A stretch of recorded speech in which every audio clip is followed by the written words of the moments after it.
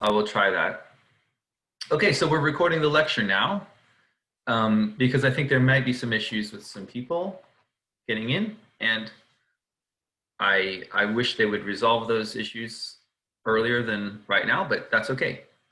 We'll do what we can. What I want to remind you of is on Friday, if you haven't signed up for a debate, I'm going to just randomly assign the people who are left into the slots that are open. It pretty much doesn't matter.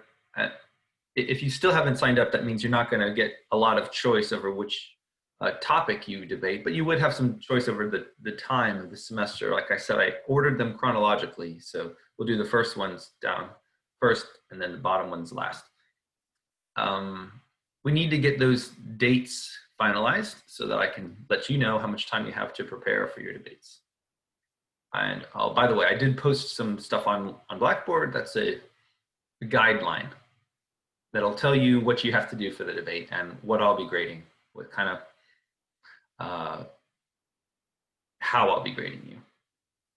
I would like to record the debates as well, because it will just help me in terms of how I grade you. It used to be that when we had in-person class, I would just be kind of furiously writing notes down about what the person was talking about at the time and how they were communicating their points. But, and I didn't record it, but now I think it's going to be better for me to just press the record button on Zoom. And I want to be generous with my grades. I want you to, I sort of want to grade you based on how much effort and how much preparation you've given to it, rather than your performance that day. I realize that some people, we're not in front of a bunch of people, we're just on Zoom, but you still might, I don't know, have a bad day in terms of your presentation performance. That's one of the points of this class, though, is to get you some experience talking about economics in front of other people. In this case, it's through a camera, but I hopefully just talking even with me before, during the class, I think the goal is for you to feel comfortable to do it, that it's not a place where we're judging you based on every single word you say. It's mostly like we're in this together, that sort of thing. Okay, let's go to the lecture. By the way, quiz 1 is finished. Quiz 2 will be on everything that's after the first set of lecture notes, which were about basic economic tools for policy analysis, is what I called it. It was a kind of a catch-all for a lot of just review of economics. The next thing will be on government debt and taxes. So I want to start that. The one thing that we didn't get to that won't be on the next quiz, and therefore you might say, well, I don't need to know about it if it's not going to be on the quiz. It's regression analysis. And I guess all I can really say is, if you are doing your own research for your own debate topic, and when you're reading about the topics that you're going to have to debate, you come to something that is challenging because of statistics, because of regression analysis. It would be great if you already knew this material or felt comfortable enough to kind of analyze, to understand the analysis. But if you don't, I think it's okay for you to sort of come to me and ask for help. Part because there's just not enough time in this course to talk about it to everyone, but I'll sort of leave it as needed. What do the statistics really say about the situation? Feel free to ask me about that. Okay, let's talk about government debt.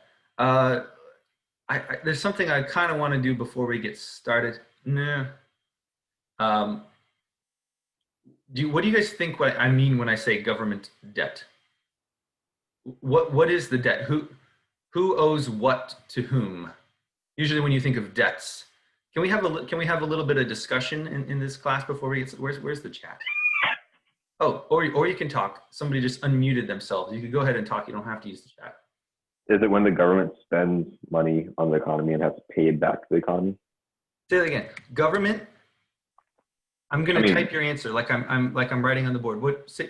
Thank you for answering, but what did you say again? Can you say it again? uh, better words, I guess, like the government borrowing money from the economy to stimulate the economy, I guess, if that makes sense, or Okay. stimulate the market. I want to give you credit for this answer, and then we'll talk about it later. This is what Shriyas says. The government borrows money from the economy to stimulate the economy. Okay. Hey, that's a I don't know start. if that made sense. Well, I wanted to write it down. So here's my question. Let me rephrase the question. Who owes what to whom? Because when you think of the word debt, I think we all understand what a debt is. I owe you a debt. So when we're talking now about government debt, we're not talking about credit card debt or anything like that. We're talking about the federal government has a debt.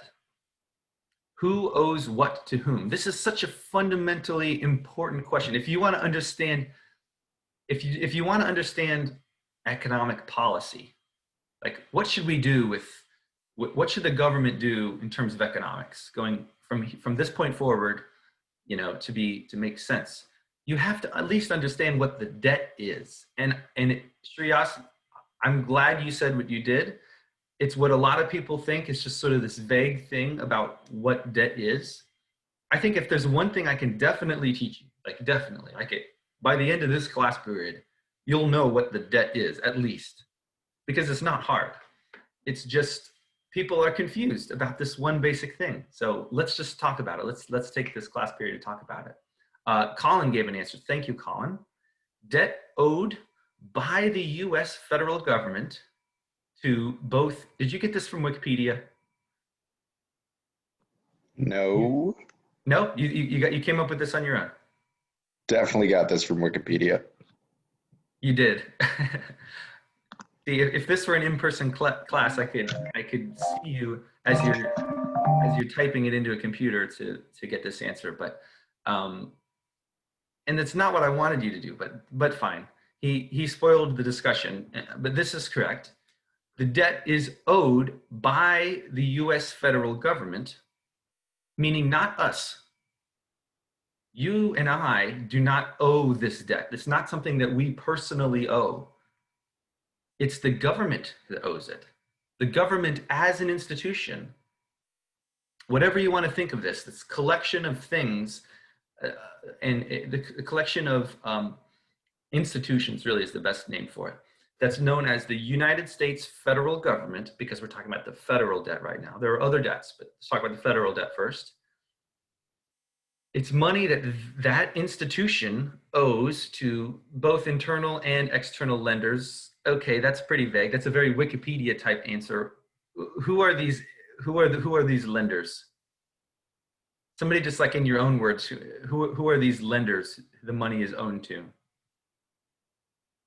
That's a tough question, because what Colin wrote is correct. Internal and external lenders, big banks, other countries, China. Yeah, U.S. citizens, other governments. This is right. The answer is anyone, right? Who domestic corporations, fine. Anybody who wants to, and let me stress this. Who owes what to whom? We didn't say what. Who owes what? We said who owes is the U.S. federal government. More specifically, the Treasury of the United States Treasury. What is the Treasury, right? The Treasury is the collection of money that the United States federal government has. And it just happens to be a negative amount right now. So this thing called the United States Treasury is what pays for everything that the government does. It also collects money for everything that the government does to collect money. It goes to the Treasury. Anytime the US government needs to spend money, they take it from the Treasury. So the Treasury is just the fancy name for all of the money that, the thing that takes care of money for the government. So specifically, who owes the money? It's the United States Treasury. And who, because they've borrowed it. They've borrowed it from whom? And the answer what do they owe? It's money, but it comes in the form of bonds, right? Bonds are basically IOUs that the U.S. Treasury gives to gives out, right? So we call those bonds. It's just like a normal word. There are actually a lot of different types of bonds, a lot of specific things that you need to know about. You may need to know about bonds. For this class, let's just be pretty general about it and just call them a bond. A bond is an IOU that the U.S. Treasury gives out. So, but who has the bonds? Anyone. Anybody who wants a bond can get a bond. They're easy. You can easily buy it. If I wanted to buy a U.S. Treasury bond right now, I could just go to my bank and say, I'd like to buy, there's different types of bonds. There's savings bonds. You know what a savings bond is? It means you pay some amount now and you're going to get more later. And it's like a way to save money. You can buy, any one of us could go right now to a bank and buy a savings bond. You can buy other types of bonds. But the point is, I just want us to start with this notion that what is the debt? The U.S. debt, the government debt. It's just the total amount of money, all of these bonds that they owe,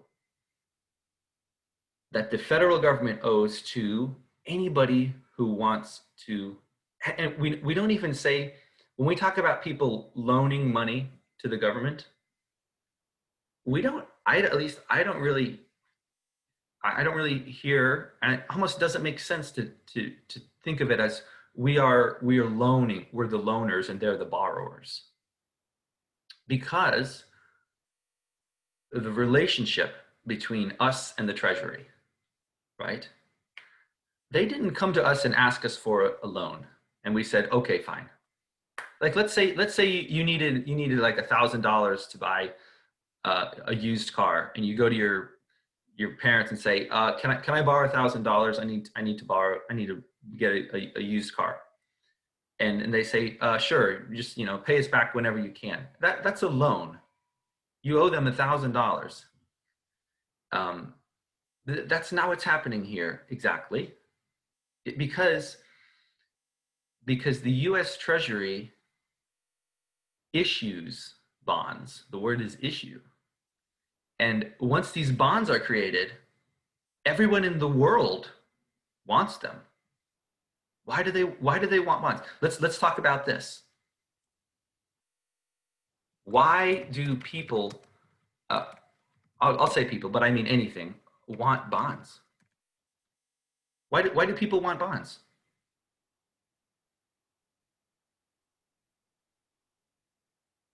Because of interest, investment. Yeah, Emmanuel, good. Colin, good. What about the fact, are they risky or are they safe?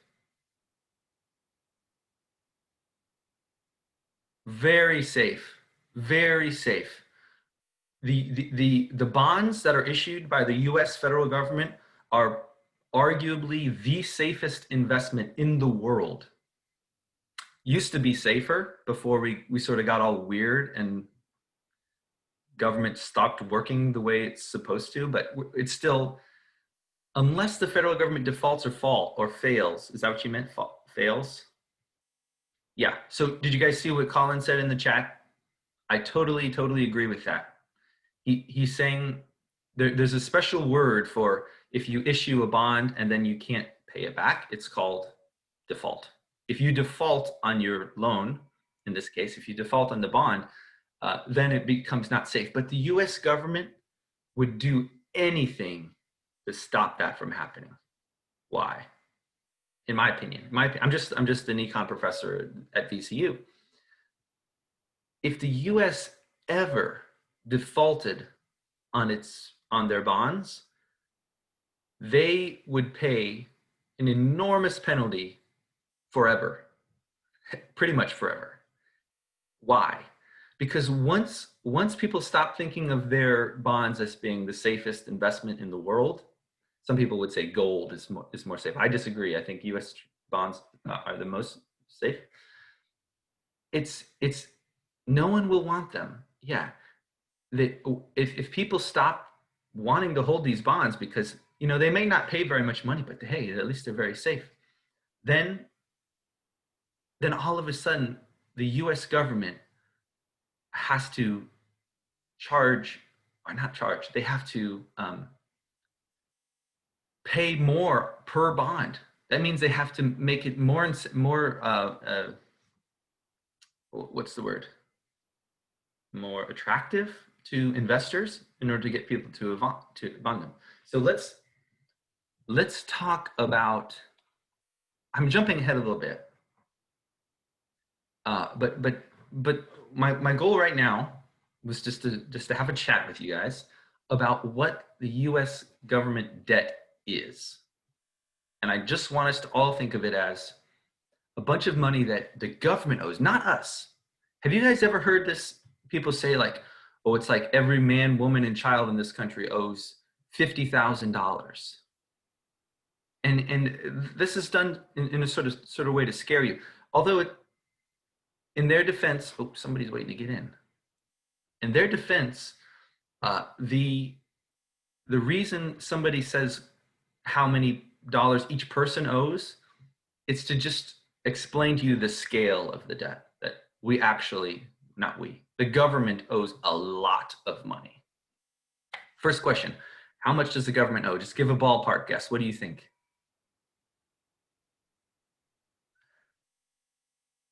Trillions. How many trillions? 26 trillion. You guys are good with Google, I bet.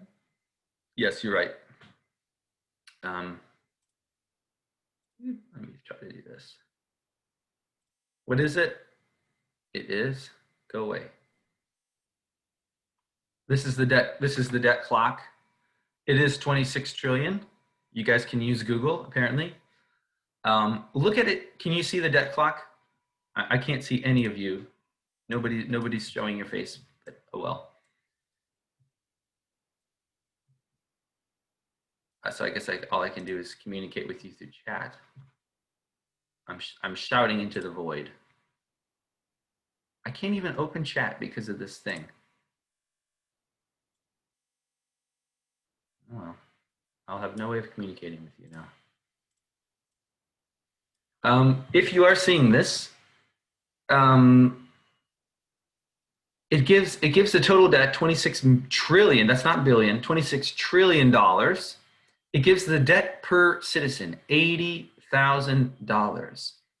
And sometimes this number is thrown around to say we all owe $80,000 to China is what they said, or something like that. Like, and in your mind you think about, oh my gosh, what if I had a credit card debt of $80,000?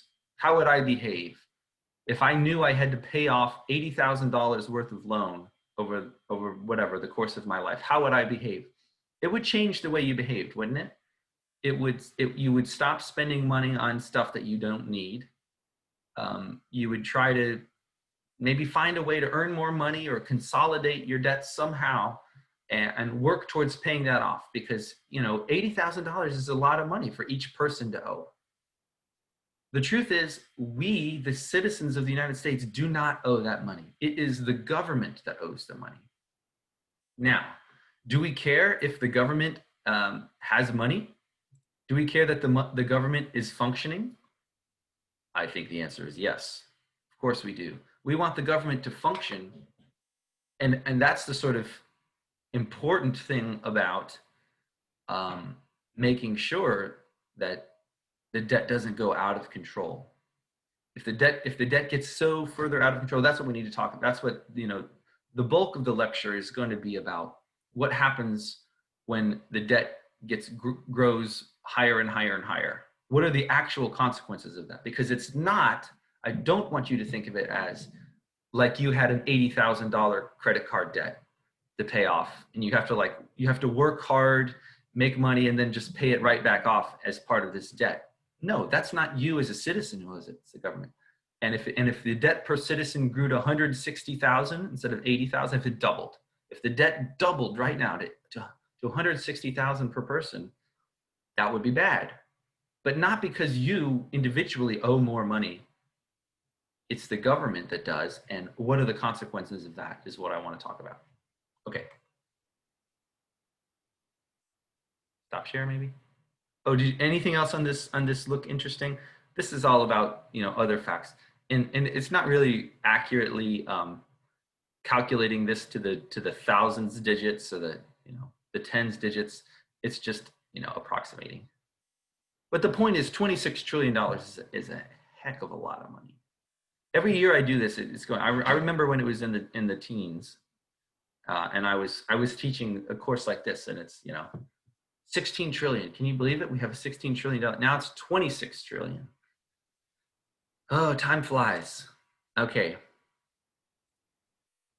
Why can't I see the chat? Oh, I see some more guesses. Okay. Next thing is, let's go to my slides.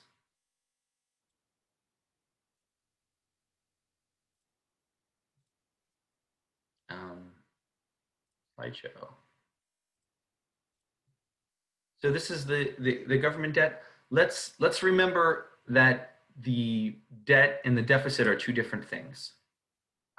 Because every once in a while you hear people in the media get this wrong. They don't understand the difference between the debt and the deficit. The difference is the deficit is just 1 year. It's like, in this 1 year, how much more do we owe? The difference between what the government brings in and what the government spends. So if you spent, if you spent $5 trillion, but you only brought in $4 trillion of revenue, then you have a 1 year deficit of $1 trillion. Now, the deficit and the debt are two different things. The debt is the total amount you owed from all time. So like if the debt was $20 trillion and you have a deficit of 1 trillion, that 1 trillion gets added to the 20. And do I need to, this is something I would like write on the board. So I usually think of, my chat room here as a board. So if debt, this is a hypothetical situation. If debt is 20 trillion and the deficit for the current year is 1 trillion, then next year's debt will be 21 trillion, right? Does this make sense? It just gets added every year. Every year, whatever the deficit was for that year, they're actually measured in fiscal years. Fiscal is just a word that means, the operation of the government doesn't start and end. The year doesn't start and end with January to December. It has another fiscal year. But either way. Okay, let's. Do you understand the difference between everything on this page? Oh, here's a why question. The why question is, why does the government do this? Why does the government spend more than it brings in? You know how the government brings in money? It's through taxes. So it's getting a lot of money from taxes, but it's spending more than it gets in. And my question is why? If you ran your books this way, if you were a household and every year you made $50,000, but you spent $60,000, and you did this every year for your entire life, that would be bad. What would happen to you? You would go bankrupt. All your stuff would be repossessed. You would probably be homeless eventually if you kept doing this. You would have such bad credit, no one would be willing to loan to you anymore. So that's a really bad idea to do in your personal life. Why does the government do it? Right now, I'm just asking, what's the incentive of the government to do this? Does anybody have an answer? Doesn't it kind of get to fall back on the strength of the dollar, to kind of fund whatever initiative? Sorry, I can't tell who's talking. Oh, Nick. This is Oh, yes. Okay. Thank you, Nick. Say that again about the strength of the dollar. Well, it by by uh by the demand, I guess, for the currency, I guess the government's able to fund its initiatives, um which probably change quite a bit over time. Um, Okay, but so you're. Let me try to unpack what you said. The government has a strong dollar. By that you mean a lot of people want to have dollars, right? yes, And it can fund its initiatives. Well, of course. I mean, I could fund if I wanted to, take go on to vacation to Hawaii every 3 months. I could do that too by spending a lot of money that I don't have.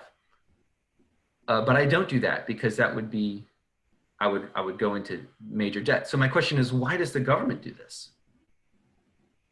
I'm not saying you're wrong. I'm saying thanks for the contribution. But I think there's a little bit more about. It's not just the strength of the dollar. The strength of the dollar is it's a good reason. People want to have dollars, and we have them. So if you want to borrow, I'm sorry, if you want to hold U.S. Treasury bonds, okay, go ahead and do it. But why does the government just spend so much more than it takes in? Everyone does this. The Democrats, the Republicans, doesn't matter who is in charge of Congress or in the White House. Every year except for four, uh, there's only been 4 years when we haven't run a deficit in modern history, and that's was 1997 to 2001. We happen to not have a deficit during those 4 years. We actually had a budget surplus instead of a budget deficit, but that's like so rare we don't even really need to think about it. The real reason for that was, um, it was idiosyncratic. But what let's not overthink this. Why does the government do this? It's because they they want to. There's always, you can always find something to spend money on because government spending, it accomplishes two things. Government spending directly uh, affects the people you're spending on. It helps them, hopefully.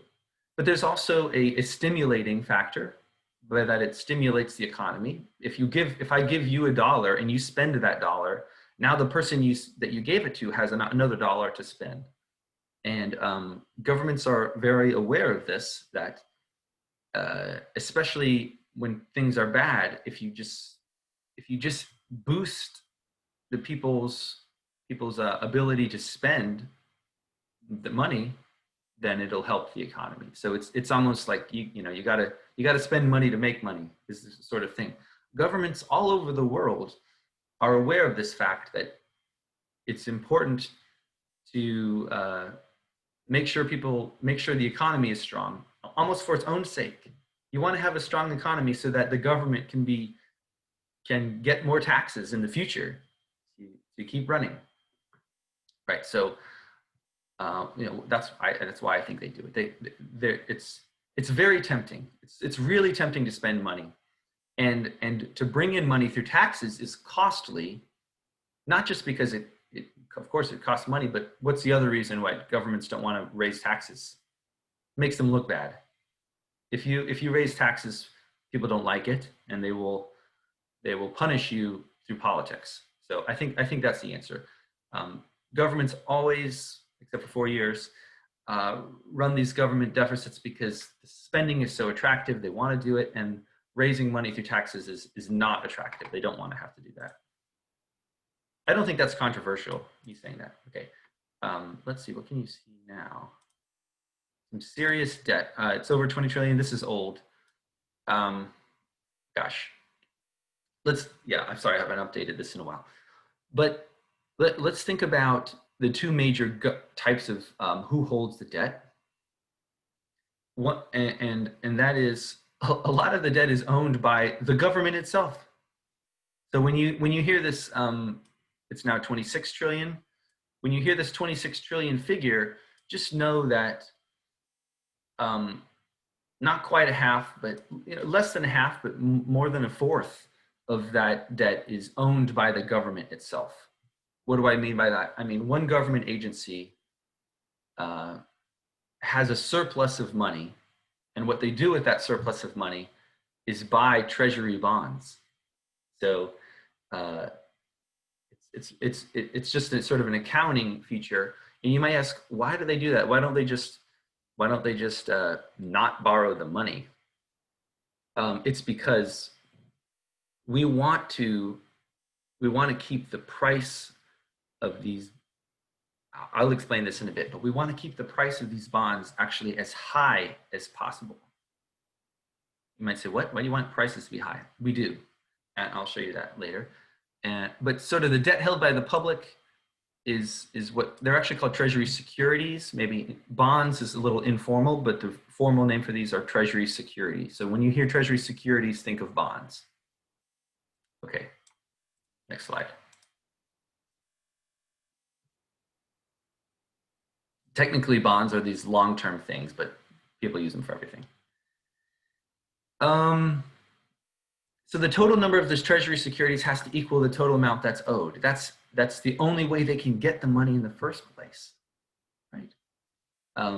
You can't spend money you don't have, and the way you get money is by issuing these. The way the government gets money is by issuing these treasury securities, and it has to equal the total amount of money they spend. Otherwise, they're actually not allowed to spend money they don't have, which is kind of a good thing for us, because who knows if we could even trust the government not to do that. They can only spend money unless they raise it almost simultaneously with by borrowing money, by issuing these treasury securities. What else do I say here?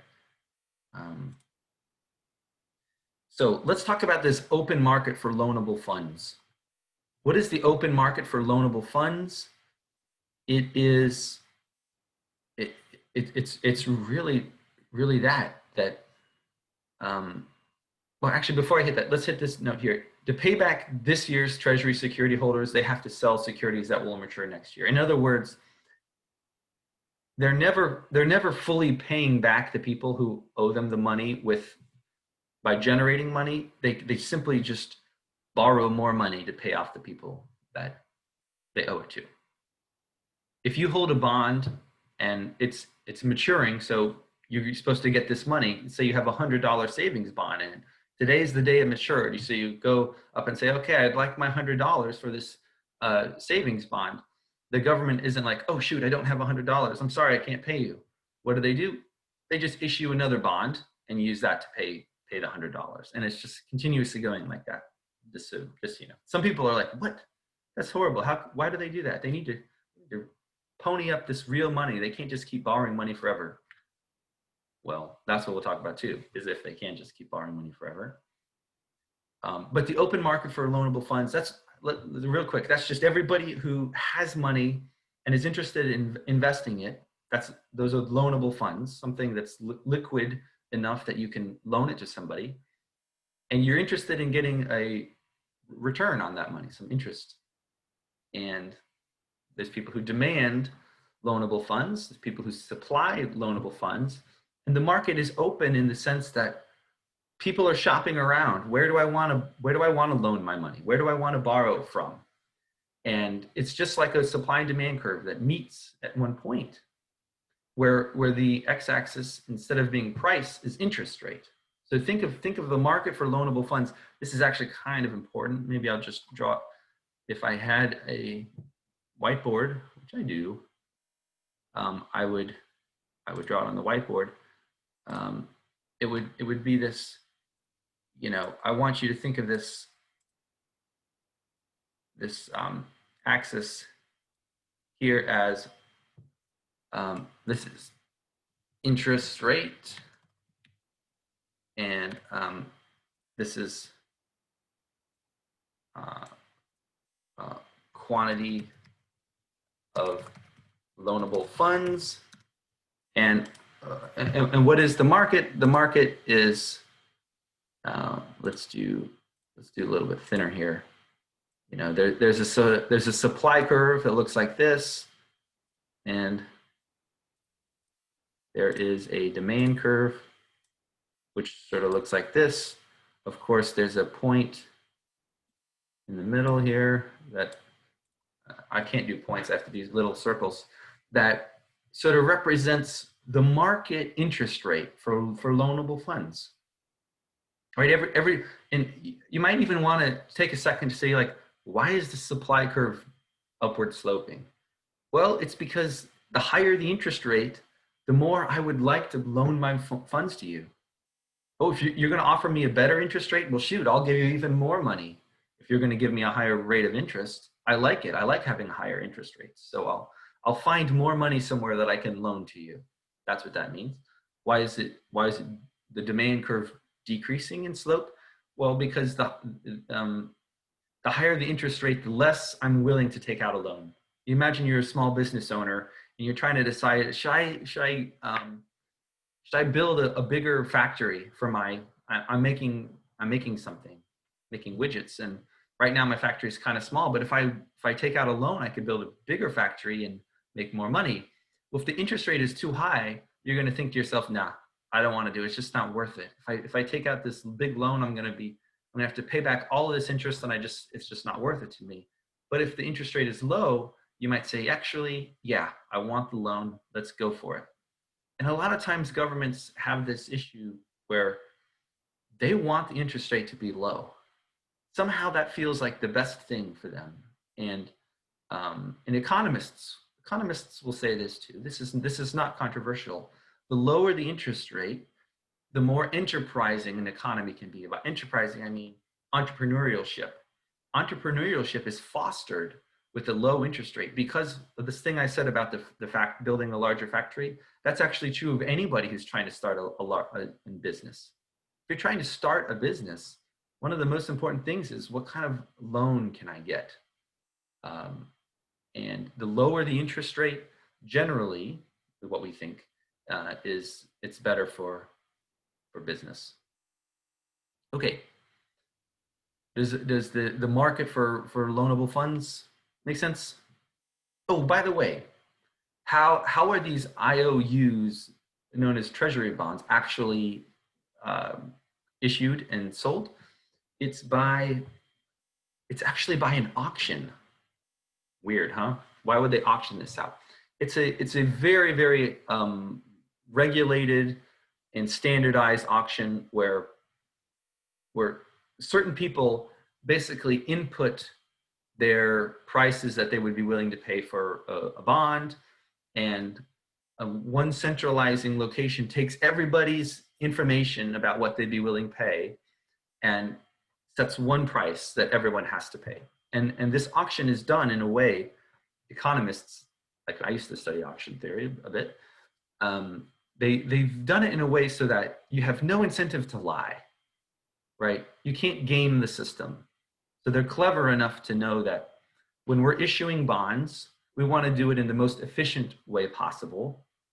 And that is for everyone to get to truly say how much they're willing to pay, not to lie about it. And everyone who's, so basically, I don't care that you know exactly what this auction process is. I'm not going to ask you about that on anything. But I do want you to know that there's a relationship between price and interest. And that is, maybe I should, yeah, I'll clear this. Clear all drawings. Sorry, I'm going to do a new drawing. Let's think about, oh, I don't know. This is just, undo. I don't need to put all this on a line, but it might actually make more sense just to type it. I'm going to type in text. If a bond will give $100 in 1 year when it matures, what's your guess? What is your guess for the current price of the bond? and sort of think about present value here. I taught you about present value in the last class. Is a bond that matures in 1 year. What do? The government sells these bonds. Essentially, they're selling these bonds for a price. What's your guess for the current price of the bond? I don't care if you guess this right or not. The truth is the rate of return for a bond is actually very low right now. It's way above 90, Colin. Good guess. Good guess. It's like 1%. It's like $99. Unless things have changed a lot. It's like $99 for a bond that will. You might say, what the heck? Why would you ever do that? Why would you spend $99 to buy a bond that's only going to be worth $100 in a year? That's just terrible rate of return. It's like 1%. The answer, it's because so many people want it. Oh, did you just look that up, Ryan? I don't know the answer. But oh, awesome. Gosh, I had no idea it was going to be that close. The point is, it's the auction. The auction is everybody who wants a bond is like throwing their name in the ring, like, okay, I want it too. Well, I want it too. The more people who say they want bonds, the higher the price. The reason the price is 99 and not 90, like Colin guessed, you might think, if you were doing this on your own and someone said, hey, can I borrow $100? Or can I borrow $90? I'll give you back $100 in a year. That's kind of like what you would expect for just somebody. Let's say somebody you don't know, and you're like, fine, this will be a good deal for me. I'll make $10 worth of interest in a year. That's not what the government has to do. They only have to pay $1 of interest per year, and it's because for $100. It's because there's such a high demand. So remember the curves that are crossing the supply. Such a high supply. Let me say that again. The supply of loanable funds in the bond market is so high right now that the U.S. government can get $99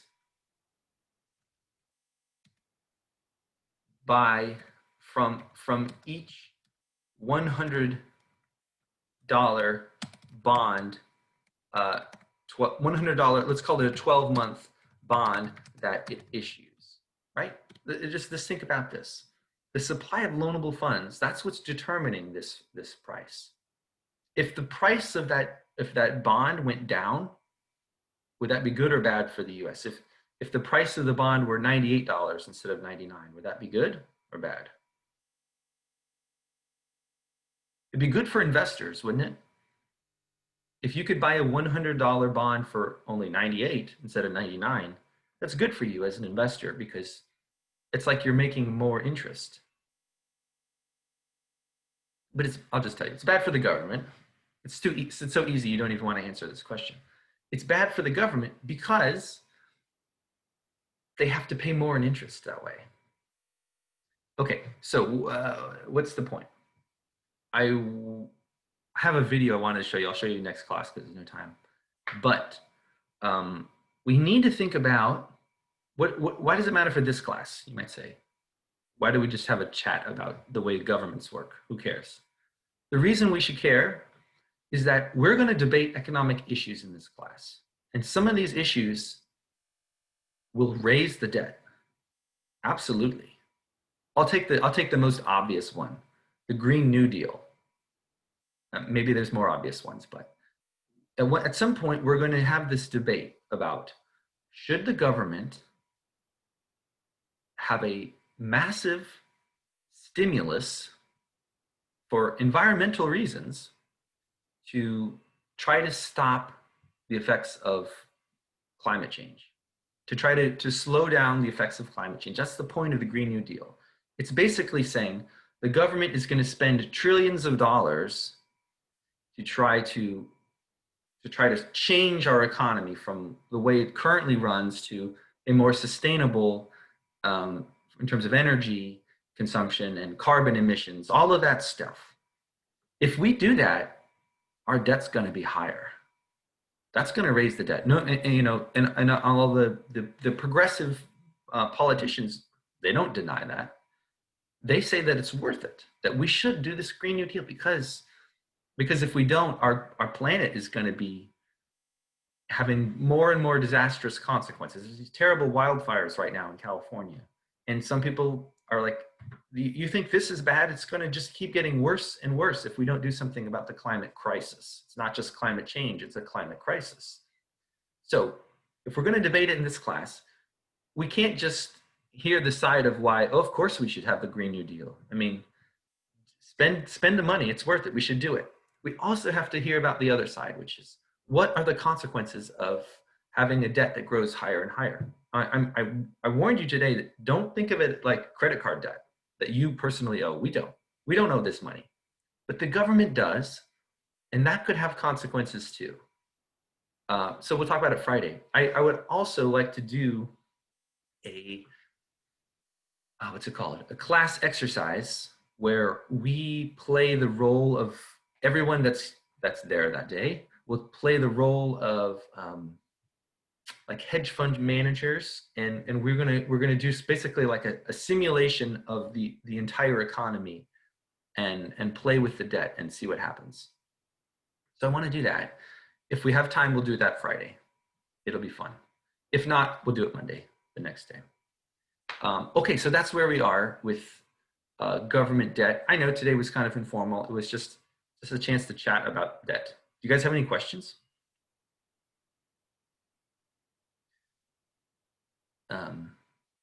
Or like stuff about the class? Remember, Friday is your last day to, actually, I don't think anyone here hasn't signed up.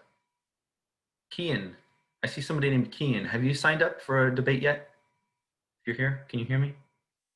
I think you may be the only one who hasn't. Yeah, no, not yet. I'm gonna do it right after. Can you see the options? Yeah, I double checked.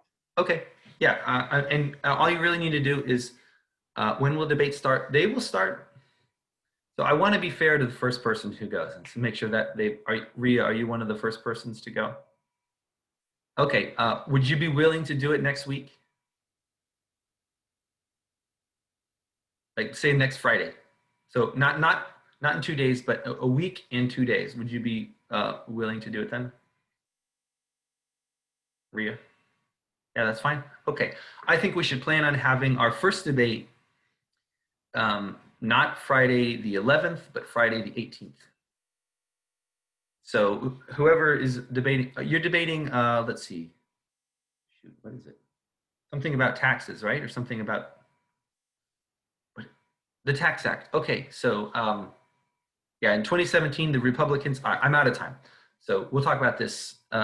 First debate will be next Friday. Everyone who hasn't signed up by this Friday, I'll just sign you up to something, and I'll get you a more complete schedule coming up. Hope you guys are doing okay in this class. Please let me